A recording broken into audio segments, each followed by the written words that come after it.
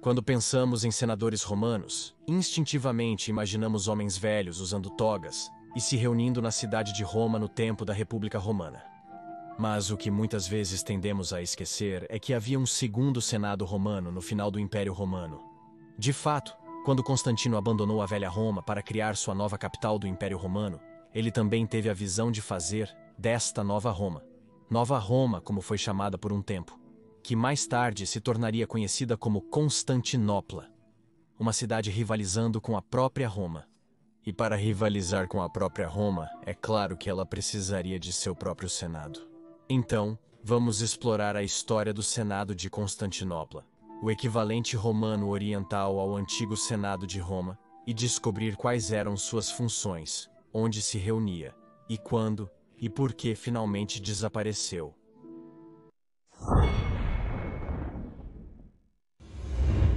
Quando Constantino decidiu mover a capital do Império Romano para a cidade de Bizâncio em 324 d.C., ele ofereceu grandes incentivos aos senadores romanos para se juntarem a ele nesta nova cidade, principalmente na forma de doações de terras e grãos. E de fato, muitos seguiram seu chamado, pois viram grandes possibilidades em Nova Roma, uma chance de fazer parte de algo novo e grandioso. Mas muitos ficaram para trás, e de fato o prestígio do antigo Senado de Roma continuaria a ofuscar o prestígio do novo Senado romano oriental por mais de 200 anos após Constantino, até que Justiniano praticamente roubou do Senado de Roma quase todo o seu poder. Mas já em 330, quando ocorreu a grande cerimônia de dedicação de Constantinopla, podemos supor que muitos senadores se mudaram com Constantino para esta nova capital do Império Romano, que agora é a cidade de Bizâncio. Esta nova capital do Império Romano, a capital do Império Romano. Constantino provavelmente já tinha a ideia de um novo Senado de Constantinopla, pois ele mandou construir 2 casas do Senado, uma em seu Fórum Oval, o Fórum de Constantino, e outra no Augustaion, o fórum retangular entre o hipódromo e o novo complexo do Palácio Imperial. E assim, os senadores de Constantinopla, pelo menos por um tempo, tiveram o luxo de poder se reunir em 2 locais separados, casas do Senado, uma mais impressionante que a outra. Agora, perto do fim do reinado de Constantino, ou no início do reinado de Constantius II, a ilustre ordem senatorial foi expandida para 2.000 pessoas. Claro, a maioria desses não estava ativamente convocando e participando das assembleias e decisões do Senado. Também deve ser dito que, assim como o Senado de Roma em tempos imperiais, o Senado Romano Oriental também, na maior parte do tempo, não exercia grande poder. O Senado tinha poderes legislativos sobre os jogos públicos, a distribuição da anona, os envios de grãos patrocinados pelo Estado e, claro, poder sobre a própria ordem senatorial, sobre casos de traição, e o poder de eleger alguns magistrados, mas essa última parte muitas vezes apenas com a permissão do imperador. E em alguns casos, as leis eram redigidas pelo Senado e depois emitidas, mas novamente apenas com permissão. Então o imperador poderia, em última instância, anular o Senado. Portanto, o poder de se envolver no processo de formação de leis só era possível enquanto o imperador respeitava o Senado. Muitas vezes o imperador também podia convocar o Senado e pedir sua opinião sobre certos assuntos, um chamado Senatus Consulta. Mas isso também foi, claro, feito cada vez menos, à medida que o poder do Senado era mais e mais suprimido após a crise. Mas como era composto o Senado de Constantinopla? Normalmente o Prefectus Urbi de Constantinopla, o prefeito da cidade, liderava o Senado, o que é bastante diferente do Senado de Roma, onde o Caput Senatus tinha o título distinto de líder do Senado, uma posição que normalmente não era idêntica à posição do prefeito da cidade de Roma. O próprio Senado romano tardio era composto por 3 ordens, os Illustres, Spectabilis e Clarissimi. Ilustres era a ordem mais alta, e normalmente também a que realmente se reunia e se encontrava nas casas do Senado e discutia assuntos ou leis. Os Spectabilis eram a classe média, e os Clarissimi eram a classe baixa.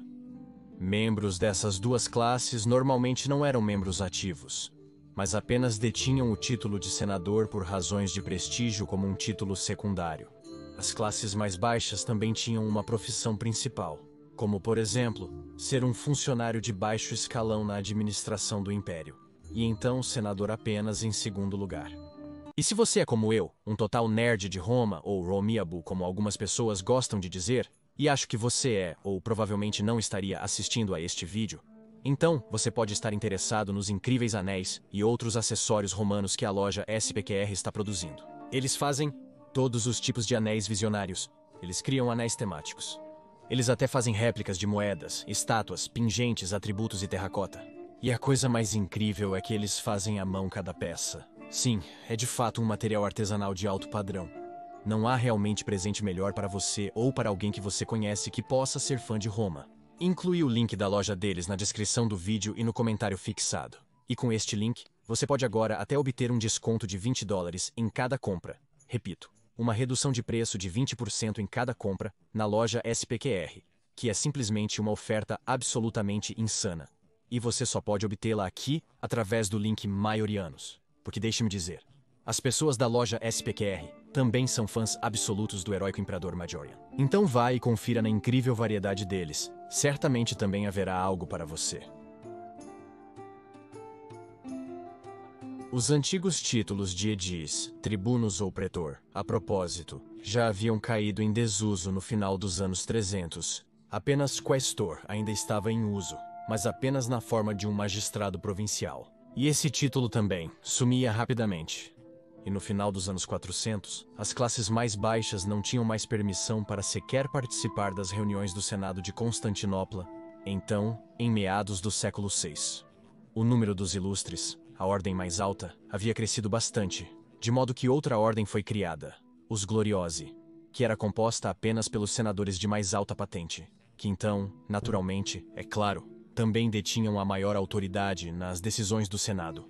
Agora, curiosamente, os senadores romanos do leste também usavam a toga, o traje tradicional dos romanos, que já havia caído em desuso no século XIII, mas que ainda tinha que ser usado por lei, conforme exigido no Codex Theodosiacus, um código de lei emitido pelo imperador Teodósio. E curiosamente, isso permaneceria assim, mesmo bem entrado no século VII.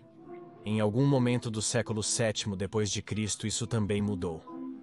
Assim como tantas outras coisas neste grande momento de transição do Império Romano Oriental para o que alguns chamam de Império Bizantino, um Império Romano Oriental de influência cultural grega. Curiosamente, foi durante um período semelhante que o Senado Romano Ocidental se dissolveu de vez. Eu falei sobre como, quando e por que o Senado de Roma desapareceu neste vídeo aqui. Mas mesmo que o Senado de Constantinopla normalmente não detivesse um poder excepcional, como o antigo Senado de Roma nos tempos da República, ele teve alguns momentos impressionantes. Influenciou o Império Romano do Ocidente, influenciou significativamente a política romana oriental.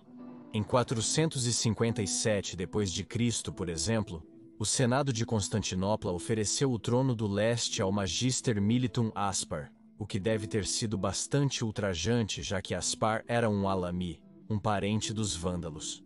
Em vez disso, Léo se tornou imperador, que foi um bom imperador que tentou salvar o moribundo Império Romano Ocidental. E Léo mais tarde executou Aspar à força. Assim, livrando o leste da subversão germânica, algo que o oeste infelizmente falhou em fazer com Ricimer.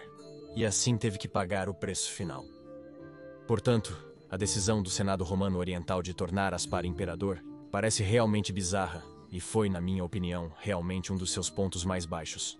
Em 464, houve um grande incêndio em Constantinopla que destruiu ou danificou muitos dos antigos edifícios. A Casa do Senado no Fórum de Constantino provavelmente foi gravemente danificada nesse incêndio. O dano que ainda podia ser visto 500 anos depois, como descrito por Constantinos de Rhodes no século X d.C. Na verdade, não sabemos se essa Casa do Senado foi totalmente restaurada novamente, ou mesmo se o Senado voltou a se reunir nessa Casa do Senado.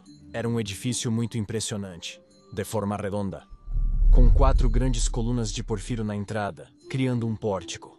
E possivelmente as portas de bronze da entrada eram as mesmas do Templo de Ártemis de Éfeso, que haviam sido reutilizadas depois que aquela magnífica maravilha do mundo foi abandonada. Em 541, o número de membros do Senado começou a diminuir devido à pandemia de peste, que atingiu brutalmente o Império Romano, tanto no Oriente quanto no Ocidente. Muitos senadores morreram, e mais tarde, Justiniano confiscou a riqueza de muitos senadores para reforçar as finanças desastrosas do Império quase falido. Durante o reinado de Focas, a maioria dos senadores fugiu para se salvarem do brutal regime de Focas e se reuniram em Cartago. Em uma ação notável, eles elegeram Heráclius, o Velho, o exarca da África, como novo imperador. Focas foi então posteriormente executado por Heráclius, o Jovem, e Heráclius acabou por ser um grande imperador, salvando o império de uma possível derrota total contra a Pérsia. O Senado de Constantinopla brilharia uma última vez. Na verdade, não apenas o Senado de Constantinopla, mas a ordem do próprio Senado como um todo. Porque no início do reinado de Constans II, quando Constans ainda era apenas um menino, o Senado de fato governou o Império por um tempo. O Senado foi por 3 anos o regente oficial deste remanescente do antigo Império Romano. Então, após 700 anos, o Senado de Constantinopla brilharia uma última vez. Mas também seria a última vez. Como eu disse antes, essa possivelmente também foi a última vez em que a toga pode ter sido usada. Mas essa antiga prática também morreu quando o Império perdeu suas antigas províncias do Egito e do Levante para o Califado muçulmano. Muitos costumes que ainda eram romanos morreram naquela época. Embora a toga ainda fosse parte do Império Romano, não usada mais no século VIII, o Senado de Constantinopla continuou a existir. No entanto, o Senado perdeu muitos de seus antigos poderes durante os reinados de Basílio I e Leão VI. Então, no final dos anos 800 e início dos 900, poderíamos então dizer que o Senado se transformou de uma instituição real para uma classe de dignitários, onde o título de senador era posteriormente mais semelhante a um título honorário. No entanto, ainda era prestigioso ter o título deles, mesmo no século X. Mesmo durante o reinado de Basil II, o Senado ainda existia. Por exemplo, porque Basil II e seu irmão Constantino, o oitavo, eram muito jovens para reinar a princípio, foi o Senado de Constantinopla que os confirmou como imperadores com sua mãe como regente nominal, mesmo que, claro, o verdadeiro poder fosse detido pelo Paracoimômenos, um cargo bizantino normalmente usado para negociar ladrões do Cairo para Roma, que os eunucos poderiam ocupar. Mas ainda assim, vemos que mesmo então, o Senado ainda entrava em ação de vez em quando. Claro, naquela época você não reconheceria mais um senador como tendo sequer uma semelhança remota com os senadores de 400 anos atrás. A toga e muito se foi, e naquela época os trajes certamente tinham um caráter medieval. O Senado ainda continuava a desempenhar pequenos papéis de vez em quando no século XI, às vezes confirmando o governo de um regente, às vezes sugerindo o governo de outro. Isso continuaria até então no final dos anos 1000 e início dos 1100, sob Alexios Premolcomnenos, o Senado realmente começou a desaparecer na irrelevância. O título de senador poderia a partir daquele momento até ser comprado do imperador. Em 1197, o Senado apareceu novamente, simplesmente por se recusar a pagar impostos. Assim, Constantinopla foi isenta de impostos, mas as províncias tiveram que ser ainda mais taxadas, com, como você pode imaginar, resultados subideais. O último ato oficial conhecido do Senado foi eleger Nicolaus Canabus como imperador em oposição a Isaac II e Alexios IV durante a Quarta Cruzada. De pouco adiantou para Nicolaus, porque pouco tempo depois ele foi executado por um rei. O rei então foi executado por um rei, e o rei foi eleito por Alexios V. Isso foi em 1204 d.C. Mas mesmo depois, o título de senador ainda sobreviveu como um título. Mesmo sob a dinastia Palaiólogos, você ainda poderia encontrar uma ou outra pessoa na antiga, machucada e arruinada capital de Constantinopla, em meio às ruínas desmoronando de tempos mais grandiosos, que mantinha este antigo e ilustre título. Mas até mesmo esse título então desapareceu de vez na crise do século XIX, e assim então desapareceram os últimos vestígios de um antigo cargo que havia sido fundado pelo próprio Rômulo 2100 anos antes em Roma. Com o fim do Senado de Constantinopla, Assim terminou uma história de 2100 anos com muitos altos e baixos, mudanças de poder, intrigas, jogos de poder político e muitos retornos gloriosos ao poder. O Senado dos romanos estava intrinsecamente ligado à romanidade, mas acho fascinante que os últimos vestígios dessa antiga ordem senatorial sobreviveriam quase até a queda de Constantinopla em si. E por favor, curta e se inscreva para que você não perca nenhum vídeo futuro sobre a fascinante era do final do Império Romano. E por favor, considere apoiar meu trabalho no Patreon ou através de uma associação no YouTube, porque a sustentabilidade a longo prazo deste canal realmente depende do seu apoio. Este canal não funcionaria sem nossos incríveis membros do Patreon e do YouTube. E eu quero agradecer a cada um e a todos que estão apoiando este canal de qualquer forma. E se você quiser aprender mais sobre o estado da cidade de Constantinopla em seu auge, você pode assistir ao vídeo aqui. Mas, se você quiser aprender mais sobre como provavelmente era Bizâncio antes de Constantino, você pode assistir ao outro vídeo no canto inferior direito. Agradeço novamente a todos os amigos da história romana, Gratias Tibiago e Benevalete.